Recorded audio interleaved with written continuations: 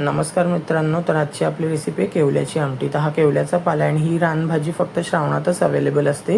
दर श्रावणी सोमवारी उपवास सोडण्यासाठी ही घराघरात केली जाते। तर त्यासाठी इथे मी जिरं मोहरीची फोडणी केलेली आहे, कांदा परतून घेतला आहे, त्यानंतर अद्रक लसूण हिरवी मिरचीची पेस्ट, हिंग, हळद, आगरी मसाला, गरम मसाला, धणा पावडर आणि चवीनुसार मीठ घालायचं आणि सर्व परतून घ्यायचं।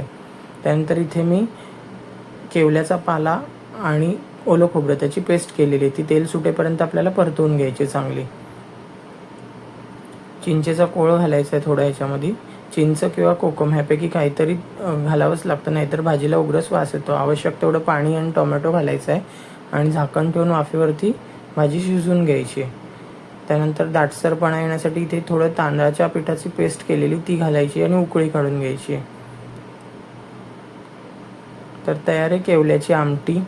अशाच नवीन रेसिपीसाठी चॅनल लाईक, शेअर आणि सबस्क्राईब करा।